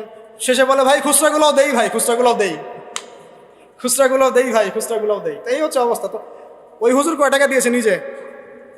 নিজের দান কি বুঝাতে যাচ্ছি, আল্লাহ নবী সাল্লাল্লাহু আলাইহি ওয়াসাল্লাম খালি কথার মানুষ ছিলেন না, নিজে কাজ করে দেখিয়েছেন। আমরা নামাজ পড়তাম 5 ওয়াক্ত, পড়ি 5 ওয়াক্ত। আল্লাহ নবী সাল্লাল্লাহু আলাইহি ওয়াসাল্লাম নামাজ পড়তেন 8 ওয়াক্ত। বলুন কিভাবে? 5 ওয়াক্ত সালাত, তাহাজ্জুদ, এটাও একটা ওয়াক্ত ধরলাম আর কি। ইশরাক, চাষ্ট, ইশরাক এবং চাষ্ট, সালাতুদ দুহা, দেখেন কয়টা হচ্ছে? 8টা হচ্ছে। এছাড়াও যখনই ওযু করতেন নামাজ পড়তেন, যখন সময় পেতেন নামাজ পড়তেন। তিলাওয়াত তিনি শুধু নিজেই করতেন এমন নয়, মানুষের তেলাওয়াত শুনতেন। আপনারা ওই হাদিস জানেন, তিরমিজিতে আছে, আব্দুল্লাহ ইবনে আব্বাস রাদিয়াল্লাহু আনহু তেলাওয়াত শুনতে শুনতে তার চোখ দিয়ে পানি হচ্ছে। তো বললে অনেক কথা বলা যাবে, মোট কথা হচ্ছে এমন একটা আমল নাই যেটা তিনি শুধু বলেছেন নিজে করেন না। একদম তাসবিহ তাহলিল থেকে শুরু করে, জিকির আজকার থেকে শুরু করে জিহাদ দিন কায়েম পর্যন্ত শুধু বলেন নাই, করে দেখিয়েছে। একটা আমলও তিনি শুধু বলেন নাই, করে দেখি। তার মানে আদর্শ নেতৃত্ব হতে হলে আমাদেরকে কথা শুধু বললেই হবে না, কাজ করে দেখাতে হবে। খালি বড় বড় গরম গরম রাজনৈতিক ভাষণ দিয়ে লাভ নেই, বরং কথা কাজ করে দেখাতে হবে। সমৃদ্ধি কাকে বলে, উন্নতি কাকে বলে, অগ্রগতি কাকে বলে, একটা নেশনের ডেভেলপমেন্ট কাকে বলে? শুধু মিলস, ইন্ডাস্ট্রিজ, ফ্যাক্টরিজ আর ফ্লাইওভার এগুলোর মানদণ্ড নয়। আপনি যদি ভুটানকে দেখেন, সেখানে এগুলো পাবেন না, আপনি ইন্ডাস্ট্রিয়াল রেভলিউশন পাবেন না, বাট তারা সুখী, হ্যাপি। তারা হ্যাপি, তারা কেউ না খেয়ে মরে না, হ্যাপি। আমরা অনেক বড় বড় কথা বলি, অনেক কিছু বলি, আমি ওগুলো নিয়ে কনফ্লিক্টেও যেতে চাই না, তর্ক করতে যাচ্ছি না, কিন্তু আপনারাও জানেন ভালো করে কথা কাজে মিল নাই। এবং সত্যি কথা এটাই যে আমরা যা বলছি তা আসলে করছি না, আমরা খেয়ানত করছি। আল্লাহর কাছে জবাব দিতে হবে, আল্লাহর কাছে জবাব দিতেই হবে। যেই হোক না কেন উপরে, যেই আসুক না কেন, তাকেই আল্লাহ পাক জিজ্ঞাসা করবেন, পুরো নেশনের হিসেব তাকে দিতে হবে। এটা খুব ডিফিকাল্ট। আবু যর রাদিয়াল্লাহু আনহুকে নবীজি বলতেন, তুমি জীবনেও নেতৃত্ব চেয়ে নিও না কখন। তোমাকে জোর করেও যদি দেওয়া হয়, তোমাকে এটা ছুরিবিহীন জবাই করে দেওয়া হয়েছে, তোমাকে ছুরিবিহীন জবাই করে দেওয়া হয়েছে। আমরা কত কত সমস্যা দেখবেন। এডুকেশন নিয়ে আপনাকে আল্লাহ পাক জিজ্ঞাসা করবেন, জাতিকে কি শিখিয়েছ? হ্যাঁ, ইসলামের খেদমত নিয়ে জিজ্ঞাসা করবেন, অর্থনীতি নিয়ে জিজ্ঞাসা করবেন, তোমার জাতিকে সুদমুক্ত করতে পেরেছিলে কিনা। আপনাকে আল্লাহ পাক জিজ্ঞাসা করুন প্রশাসনিক বিষয়গুলো নিয়ে, সততার সাথে প্রশাসন চালিয়েছ কিনা, না দুর্নীতি করেছ? কখনো ঘুষ খেয়েছিল কিনা? কখনো কি কলমের খোঁচায় কোনো মাজলুমকে শাস্তি দিয়েছ কিনা? কেউ জুলুম করে নাই, তাকে শাস্তি দিয়েছ কিনা? এক একটা হিসেব না দিয়ে কেউ পার পাবে না। বিশ্বাস করেন, আমি যে এই যে উসমান রাদিয়াল্লাহু আনহু হিসেবে কথাটা বললাম না, তার আগেও দুটো লাইন আছে হাদিসের মধ্যে। আবু বকর রাদিয়াল্লাহু আনহুকে আল্লাহ নবীজি বলবেন, তুমি সামনে যাও। কারণ আল্লাহ নবী সাল্লাল্লাহু আলাইহি ওয়াসাল্লাম সিজদায় পড়ে থাকবেন, আল্লাহ পাক তাকে যে তাসবিহ শিক্ষা দিবেন ওই সময় তিনি সেটা পড়বেন। ওটা আগেও কাউকে শিক্ষা দেন নাই, পরেও কাউকে শিক্ষা দেন। এরপরে আল্লাহ পাক বলবেন যে তুমি মাথা ওঠাও, সাল তুতি, তুমি চাও তোমাকে দেওয়া হবে। নবীজি তখন চাইবেন ওই দোয়াটা যেটা তিনি দুনিয়াতে করেন নাই, আল্লাহ আমার উম্মত, আল্লাহ আমার উম্মত। হিসাব শুরু করো। হিসেব শুরু হওয়াটাই একটা চ্যালেঞ্জ, হিসেব শুরু না হওয়াটাই কিয়ামতের দিন আমাদের জন্য প্যানিক অবস্থা। হিসেব শুরু হওয়াটাই একটা বড় চ্যালেঞ্জ। ওইখানে কেউ হিসেব শুরু করাতে পারবে না। আদম আলাইহিস সালাম পারবেন না, নূহ আলাইহিস সালাম পারবেন না, ঈসা ইবনে মারইয়াম, মূসা আলাইহিস, কেউ পারবেন না। পরে আমাদের নবী সাল্লাল্লাহু আলাইহি ওয়াসাল্লাম এভাবে আল্লাহকে রিকোয়েস্ট করবেন, আল্লাহ হিসেবটা অন্তত শুরু করুন, তোমার বান্দারা কষ্টে, আজকে কষ্টে জর্জরিত। আবু বকর রাদিয়াল্লাহু আনহুকে আল্লাহ নবী বলবেন সামনে যাও। তিনি যেতে যেতে কান্নাকাটি শুরু করবেন, হাউমাউ করে কান্নাকাটি শুরু করে দিন, ইয়া রাসূলুল্লাহ, আমি তো অনেক পরে ইসলাম কবুল করেছি, সেই কত বছর বয়সে, আমি কিভাবে আগে হিসাব দিতে পারি? কারণ আল্লাহ রাব্বুল আলামিন তাকে রহমতের পর্দা দিয়ে ঢেকে নেবেন।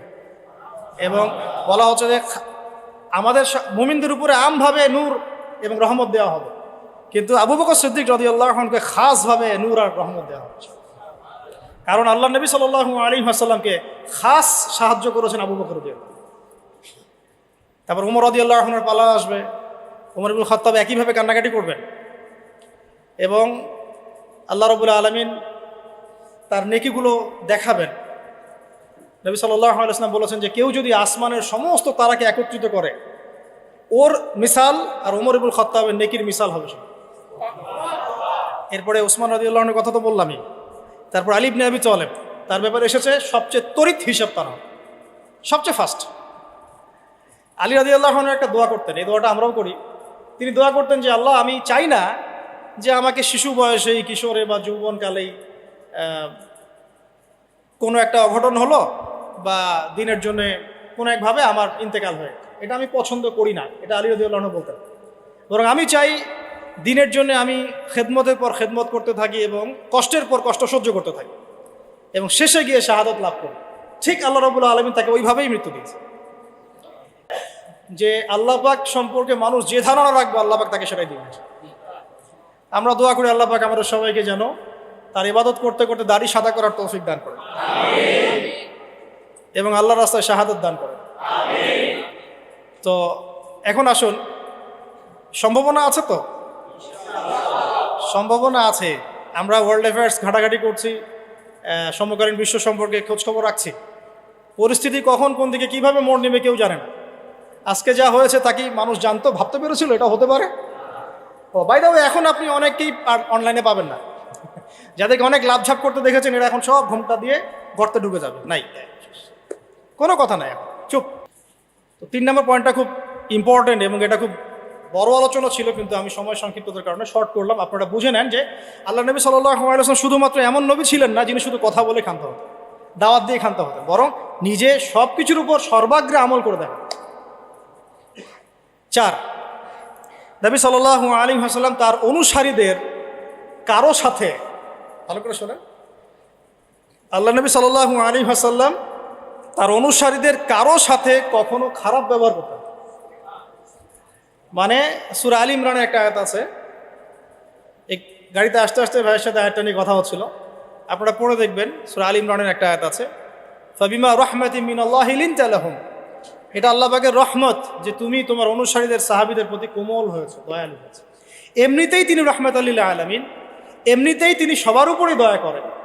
তার উপরে তার অনুসারী যখন, মানে সাহাবায়ে কেরাম, তার ফলোয়ার্স, তাদের প্রতি তিনি ছিলেন লিনতা লাহুম, খুবই নরম, কোমল, নম্র। তুমি যদি তাদের প্রতি কঠোর হতে, মানে তুমি যদি অনুসারীদের প্রতি খুব কঠোর হতে, রূঢ় স্বভাবের হতে, তোমার কাছ থেকে তারা সরে চলে যায়। একটু খেয়াল করে দেখেন, আমরা যারা ধর্মতাত্ত্বিক নেতৃত্বই দিচ্ছি বা অন্য জায়গায় দিচ্ছি, আমরা একটু কঠোরতা বেশি আরোপ করি না? কঠোরতা, বকাঝকা করা, গালিগালাজ করা, ইজ্জত হানি করা, যাকে তাকে ধুয়ে দেওয়া অনলাইনে একদম, হ্যাঁ, মানে যার তার বেইজ্জত করা, এটা আমরা বেশি করি। এই কারণে আপনার কাছে কেউ যাচ্ছে না, এই কারণেই আপনার কাছ পর্যন্ত কেউ যাবে না, বিকজ আপনার কাছে সে তো সেই ভালোবাসা পায় নাই। আবার আমরা এমন মানুষ পেয়েছি যারা এগুলোকে ভুলে গিয়ে সবাইকে বুকে টেনেও নিতে পারে, এমনও মানুষের উম্মতে আছে, আলহামদুলিল্লাহ। কিন্তু সফল নেতৃত্বের গুণাবলী হতে হলে এখানে আমাদেরকে লিনতা লাহুম এই স্বভাবটা থাকতে হবে, যে আমরা যেন অনুসারীদের প্রতি নরম হই।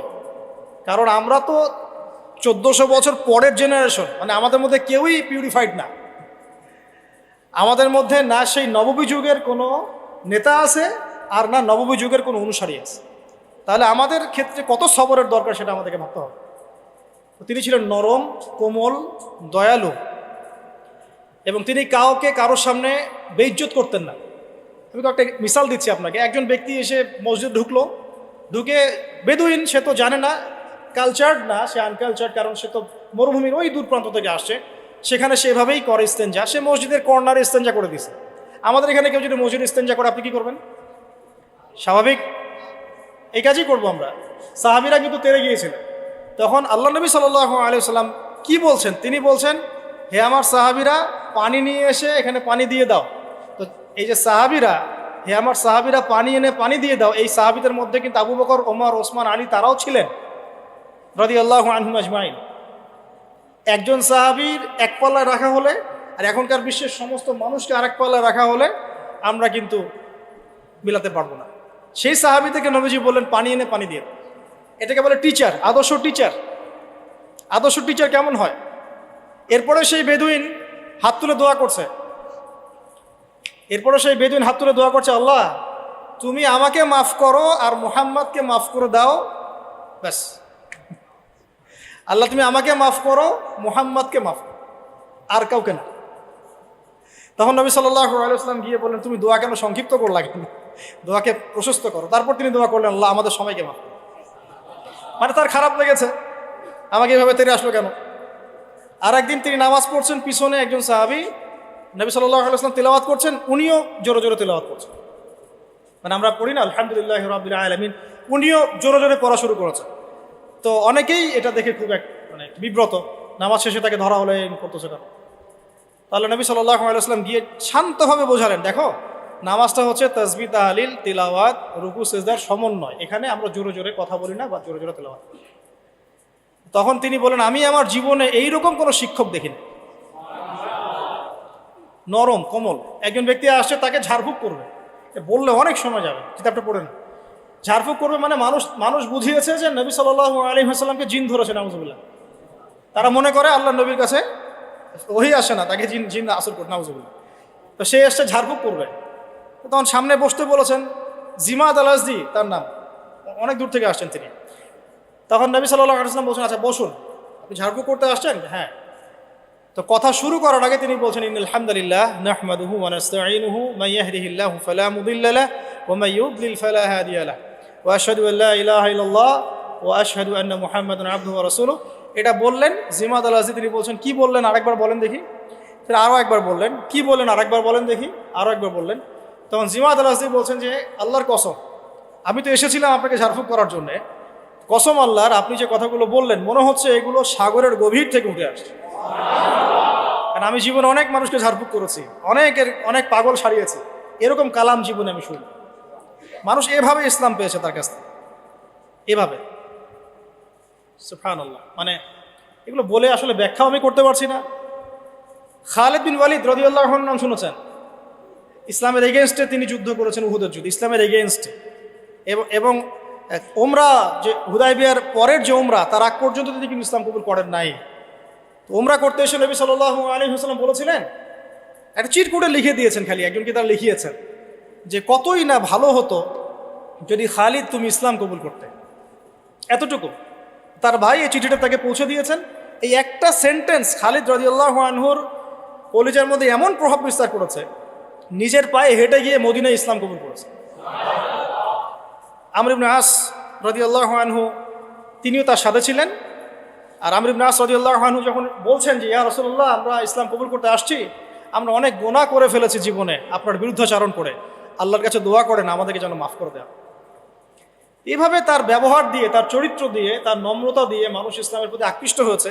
কারণ আপনি আর আমি যদি আমাদের প্রেক্ষাপটের সাথে মেলাই, তাহলে কি দেখতে পাবো? সত্যি কি সেই চরিত্র আমাদের মধ্যে আছে, সেই নম্রতা, সেই বিনয়? আমরা তো একজন আরেকজনকে মানে যা ইচ্ছা তাই বলতে থাকি, যা ইচ্ছা তাই, মানে বাবা মা ভাই বোন জ্ঞাতি গোষ্ঠী আত্মীয় স্বজন কিচ্ছু বাদ নাই গালিগালাজ করতে। এগুলো ফাঁসে কি? এই কারণেই তো দিন বিজয় হচ্ছে না। শুধুমাত্র আমাদের সাধারণ মানুষের কথা বাদ দেন, যারা দিনের রিপ্রেজেন্টেটিভ, এইসব চেয়ার আমরা বসি, আমরা একে অপরের সাথে যে বিহেভটা করি, এটা তো সাধারণ মানুষ জানে না। আমি জানি, আমি আবু তোহা আদনান জানি কি বিহেভ করা হয়, কীরকম বিহেভ এই পর্যন্ত আমাকে সহ্য করতে হয়, যেটা আমি আসলে বলতে গেলে বেশি বলে ফেলবো, তখন আমার তাজকিয়া নষ্ট হবে। এই জন্য আমি চুপ আছি, বলতে গেলে বেশি বলে ফেলতে পারি। তবে এগুলো কোনোটাই নববী আখলাক না, এগুলো নববীতে আখলাক নাই। নবী সাল্লাল্লাহু আলাইহি ওয়াসাল্লামের সিরাত সুন্নতের সাথে কোনো মিলন। এই কারণেই মানুষ দেখবেন আস্তে আস্তে কোনো কোনো ক্ষেত্রে আমাদের থেকে দূরে সরে যাচ্ছে। আর নবী সাল্লাল্লাহু আলাইহি ওয়াসাল্লাম অনুসারীদের প্রতি এত কোমল রহমদিল ছিলেন।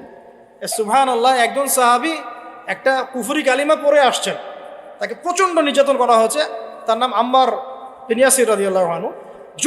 জোর করে একটা কালিমা আদায় করা হয়েছে, বল মুহাম্মদ ভালো না, বল মুহাম্মদ ভালো না সাল্লাল্লাহু আলাইহি ওয়াসাল্লাম। মার কিন্তু কঠিন জিনিস। এগুলো বললে অনেকে ইমান চাঙ্গা হয়, অনেকে ঠিক বলেন। দুটা মায়ের পিঠের উপর পড়লেই আর দেখবেন ভাই সব শেষ। কঠিন বিষয় এগুলো, খুব কঠিন। যাদের এইসব অভিজ্ঞতা নাই তাদেরকে সব বলেও লাভ নাই। যাই হোক, বাই দ্য ওয়ে, তো এই সাহাবী তখন বলে ফেলেছেন একটা কথা, মার সহ্য করতে না পারে বলে, আর কাঁদতে কাঁদতে দৌড় দিয়ে তিনি নবী সাল্লাল্লাহু আলাইহি ওয়াসাল্লামের কাছে গেলেন, কোথায় আল্লাহ রাসূল, আমাকে নিয়ে চলো, আমি তার পা চুম খাবো ইত্যাদি। সূরা নাহলে এই আয়াতটা আসছে সম্ভবত, না আসলে না। তো একটা হচ্ছে এরকম যে যাদের মন ইমানে পরিপূর্ণ, তাদেরকে যদি জোর করে এরকম কোনো কথা আদায় করা হয়, এতে তাদের কোনো ইমানের ক্ষতি হবে না। আম্মার বিন ইয়াসির রাদিয়াল্লাহু আনহু সম্পর্কে এরকম একটা আয়াত নাযিল হয়েছে।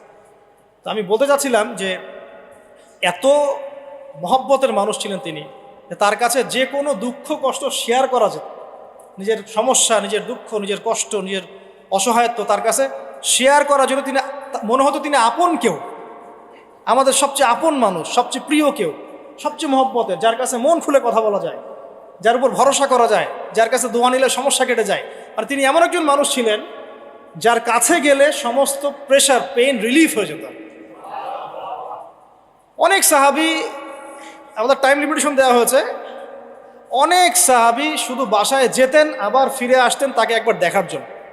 বাসায় যেতেন, আবার ফিরে আসতেন, উঁকি মেরে দেখতে আসতেন যে কেমন দেখে আসতেন। আপনি এখনও রওজায় যান মদিনায়, দেখবেন আপনার বারবার জিয়ারত করতে ইচ্ছা করবে, আরেকবার দেখে আসে, আরেকবার সালাম দিয়ে আসে। তাহলে জীবিত থাকতে তিনি কেমন ছিলেন এটা তো আর বলার অপেক্ষা রাখে, এটার বলার অপেক্ষা রাখে। এখনো মনে হয় যে আমরা তাকে পেলে তার পা ধরে চুমু খাইতাম, হাত ধরে চুমু খাইতাম, কপালে চুমু খাইতাম, জড়ায় ধরতাম, ইয়া রাসূলুল্লাহ উম্মার আজকে এই অবস্থা, ইয়া রাসূলুল্লাহ আমাদের আজকে এই অবস্থা। আমরা তো এরকম করতাম, পাগল হয়ে যেতাম। তখন এখন চিন্তা করেন, আমরা যারা দিন নিয়ে এভাবে চলছি, চলাফেরা করছি, আমরা অন্যায় করছি, জুলুম করছি, দুর্নীতি করছি, দিনের ইলম শিখছি না, উম্মার বিভক্তি বাড়াচ্ছি, আমরা কোন মুখ নিয়ে তার সামনে দাঁড়াবো? আমরা কি সত্যি আমাদের মধ্যে অনেস্টি নিয়ে তার সামনে দাঁড়াতে পারবো? আল্লাহ নবী যদি বলেন যে কোরআন শিখে আসছি নাকি, আমার সুন্নতে আমল করছো কি, হালাল কি খাইছিলা, কোরআনটা যে রেখে আসছিলাম পড়েছিলা কি, মানুষকে দিনের দাওয়াত দিয়েছিলা কি, ইত্যাদি ইত্যাদি, আমরা কোন প্রশ্নের উত্তর দিতে পারবো? তোমাকে আল্লাহ আমার উম্মতের শাসক করেছিল, তুমি কি আমার উম্মতকে সৎ পথে চালিয়েছিলে? তুমি কি উমরের উত্তরসূরি হতে পেরেছিলে, নাকি দাজ্জালের উত্তরসূরি হয়েছে? আমরা কি অ্যান্সার দিব? জাস্ট আপনাদেরকে ভাবার নসিহত করছি আর কি, জাস্ট ভাববেন, এগুলো ভাবলে অনেক উত্তর পেয়ে যাবেন এবং তখন দেখবেন নিজের মধ্যে পরিবর্তন আসবে ইনশাআল্লাহ। খালি ভাবতে হবে, আমাদের ক্রিটিক্যাল থিঙ্কার্স দরকার, যারা বিচক্ষণ চিন্তাবিদ, এরকম মানুষ দরকার। 4টা বলেছি না 5টা? 4টা, আচ্ছা 5টা দিয়ে শেষ করি ভাই, হ্যাঁ? আচ্ছা লাস্ট 5টা হচ্ছে, দেখুন একটু রিমাইন্ডার দেই, নবী হওয়ার আগের নববী আখলাক আমরা সবাই লালন করবো ইনশাআল্লাহ। 2 নম্বর, ইলমের চর্চা, ধারক বাহক হওয়া, মানুষকে দিনের ইলম শেখানো এবং সেই ইলম অনুযায়ী নিজে আমল করা, আমল করে দেখানো, নিজে আগে দৃষ্টান্ত স্থাপন করা, ঠিক আছে? আর তারপর 4 নম্বর বলেছি, তিনি সব অনুসারীদের প্রতি খুব কোমল, নরম এবং রউফ ছিলেন। এত কোমল, নরম, রউফ যে কিয়ামতের মাঠে তিনি তার দোয়াটাকে স্থগিত রেখেছেন, আমাদের সুপারিশের জন্য করবেন ইনশাআল্লাহ। আর ইনশাআল্লাহ তার সুপারিশ পাওয়ার পরে কবিরা গুনাহগার এই উম্মতের মানুষরাও জান্নাতে চলে যাবে ইনশাআল্লাহ। কবিরা গুনাহ করলেও এই উম্মতের মানুষরা জান্নাতে যেতে পারবে ইনশাআল্লাহ, যদি তাদের কালিমা তাওহীদটা ঠিক থাকে, ঠিক আছে? তো 5 নম্বরটা দিই, শেষ করে দিই, সেটা হলো তিনি অনুসারীদেরকে ঐক্যবদ্ধ রাখতে বদ্ধপরিকর থাকতেন। অনুসারীদের মাঝে কোনো রকম বিশৃঙ্খলা, বিভক্তি যেন সৃষ্টি না হয়, এরকম সফল নেতা ছিলেন মুহাম্মদ সাল্লাল্লাহু আলাইহি ওয়াসাল্লাম। কারণ আপনি যখনই বিভক্তির দিকে চলে যাবেন, কোনোভাবেই আর এই জাতিটাকে নিয়ে আপনি বিজয় অর্জন করতে পারবেন। তো খেয়াল করে দেখেন, না এখানে না নবী সাল্লাল্লাহু আলাইহি ওয়াসাল্লামের সময় কোন আনসার মুহাজির বিভক্তি ছিল, দলাদলি ছিল। একদিন খালি একটু কনফ্লিক্ট হয়ে গেছে মদিনায়, তাই না? আওস এবং খাজরাজ এবং মুহাজিরদের মধ্যে, আমরা আগে পানি নিব না, আমরা আগে নিব, আমরা মুহাজির, আমরা হিজরত করে আসছি, আমরা আনসার, আমরা তোমাদেরকে জায়গা দিয়েছি, একটু কনফ্লিক্ট হয়ে গেল। নবী সাল্লাল্লাহু আলাইহি ওয়াসাল্লাম চেহারা লাল হয়ে গেছে, তার রাগ হলে তার চেহারা লাল হয়ে যায়, গিয়ে বলেন, আমি বেঁচে আছি, বেঁচে থাকা অবস্থায় তোমরা এই কাজ করছো? আর আমরা এখন নিজেরাই এই উম্মাটাকে 1000টা দলে ভাগ করে দিয়েছি। আর এই বিভক্তির কারণে আপনি বাংলার মাটিতে দিন কায়েম করতে পারবেন না। আপনি 100 বছর চেষ্টা করেন, পারবেন না ইনশাআল্লাহ।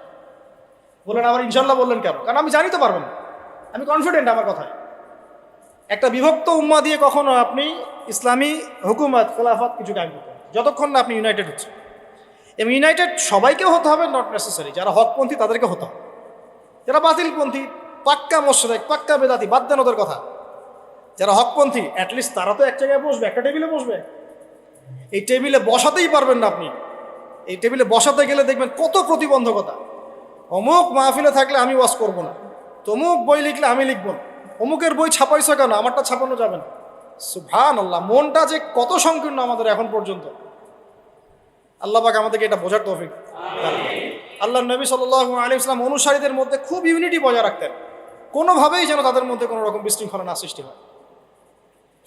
আর এটা বজায় রাখার স্বার্থে তিনি অনেক সময় কেউ অপরাধ করলেও এটাকে পাশ কাটিয়ে এড়িয়ে যেতেন, কারোর নাম ধরে সরাসরি তাকে আঘাত করতেন না, বরং মিম্বরে উঠে বলতেন কিছু কিছু মানুষ এই কাজ করছে, এই কাজগুলো করা ঠিক নয়, কাউকে আঘাত করতে না সরাসরি। একজন সাহাবীর নাম জানেন, হাতেব ইবনে আবি বালতা, নাম শুনেছেন আপনি? সাহাবী, বদর যুদ্ধ করেছেন রাদিয়াল্লাহু আনহু। নবী সাল্লাল্লাহু আলাইহি ওয়াসাল্লাম মক্কা অভিযান পরিচালনা করবেন, এটা গোপন একটা চিঠিতে লেখা আছে, কিন্তু কেউ জানে না। আর আল্লাহ নবী ডিপ্লোমেসি নিয়ে আমি কালকে কথা বলবো ইনশাআল্লাহ। তিনি অনেক বিচক্ষণ একজন মানুষ ছিলেন, অনেক ডিপ্লোম্যাটিক ছিলেন। তিনি কাউকে জানতে দেন নাই, বুঝতে দেন নাই যে মক্কা আমরা আক্রমণ করতে যাচ্ছি। ঠিক আছে? তো একটা চিঠির মধ্যে হাতিব ইবনে আবি বালতা তিনি লিখে দিয়েছেন, মক্কায় তার পরিবার আছে, যে এরকম আক্রমণ হতে পারে, তোমরা একটু সাবধানে, বুঝেন না কথা। তো এখন এই চিঠিটা একটা মেয়েকে দিয়ে পাঠিয়ে দেওয়া হয়েছে। তো জিব্রাইল আলাইহিস সালাম এসে তো খবর দিয়ে দিয়েছেন আল্লাহ নবী, সুবহানাল্লাহ। এবার আল্লাহ নবী সাল্লাল্লাহু আলাইহি ওয়াসাল্লাম আলী রাদিয়াল্লাহু আনহুকে বলছে, যাও ওই যে ওইখানে একটা মহিলা পাবা, ওকে ধরবা, যদি ও না দেয়, স্বেচ্ছায় না দেয়, ওর কাপড় খুলে হলো ওকে ওটা বের করবে। প্রয়োজনে এরকম ইনিশিয়েটিভ নেওয়া জায়েজ আছে শরীয়তে। আলী ইবনে আবি তালেব গিয়ে বলছেন যে দাও, চিঠি দাও। হাতিব ইবনে আবি বালতা চিঠি দাও। সে বলছে নাই, আমার কাছে চিঠি নাই। বলছে চিঠি না দিলে কিন্তু এখানে তোমাকে নগ্ন করে একদম বের করবো সব কিছু। তো ভয়ে সে চিঠি দিয়ে দিয়েছে। তো এখন এই যে আপনার একটা অপরাধ কিনা, এটা রাষ্ট্রীয় অপরাধ কিনা, এটা আপনি রাষ্ট্রীয় সেন্সে চিন্তা করেন, এটা একটা অপরাধ না? একটা গোপন তথ্য আপনি আগে নথিপত্র ফাঁস করলেন কেন? যে বলে না গোপন নথিপত্র ফাঁস হয়ে গেছে। নবী সাল্লাল্লাহু আলাইহি ওয়াসাল্লামের কাছে অনেকেই হাতিব ইবনে আবি বালতা রাদিয়াল্লাহু আনহু সম্পর্কে নেগেটিভ কথা বলা শুরু করলো। ইয়া রাসূলুল্লাহ, তাকে শাস্তি দেওয়া দরকার, তাকে এই করা দরকার, সেই করা দরকার। এর মধ্যে উমর রাদিয়াল্লাহু আনহু ছিলেন, এবং তো অগ্রগামী এগুলোতে। নবীজি বললেন, না, সে আমাদের একজন, এবং সে একজন বদরি সাহাবী। আর তুমি কি জানো না, যারা বদরের যুদ্ধ করেছে তাদের সব আগের পিছের গুনাহ মাফ হয়ে গেছে। তো আল্লাহর নবী কিন্তু তাকে ধমক দিতে পারতেন। আমরা হলে কি করতাম? এত বড় একটা অভিযান চালাবো, তুমি এই কথা আগে বলে দিলে কিভাবে? কিচ্ছু বললেন, বরং সমস্যাটাকে সলভ করলেন। আর হাতিব ইবনে আবি বালতা নিজেই বুঝতে পারলেন, ইস্তেগফার করতে লাগলেন। বরং তিনি কি করেছেন, তিনি সারা জীবন দোয়া করেছেন, আল্লাহ, আমি যে সেদিন একটা অপরাধ করে ফেলেছিলাম, আল্লাহ আমাকে শাহাদাতের মৃত্যু দিও, যাতে করে আমার এই ঋণটা শোধ হয়ে যায়। আল্লাহ পাক তাকে সেই মৃত্যুই দিয়েছেন। তো তিনি অনুসারীদের মাঝে ঐক্য রক্ষা করতেন, কাউকে অপদস্থ করতেন না, গালিমন্দ করতেন না, কারো দোষ সবার সামনে উন্মোচন করতেন না। আমাদের মধ্যে অনুসারী নেতা কারো মধ্যে এই নববী আখলাকটা নাই। আল্লাহ রাব্বুল আলামিন আমাদের সবাইকে এই নববী আখলাকগুলো অর্জন করার তৌফিক দান করুন। নবী সাল্লাল্লাহু আলাইহি ওয়াসাল্লামের নেতৃত্বের গুণাবলী সম্পর্কে আজকে আমরা 5-6টা পয়েন্টস আলোচনা করেছি। ইনশাআল্লাহ আগামীকাল আমরা আরও 6টা 7টা 8টা পয়েন্ট আলোচনা করবো ইনশাআল্লাহ। তো আপনারা সবাই আসবেন তো ইনশাআল্লাহ? ইনশাআল্লাহ।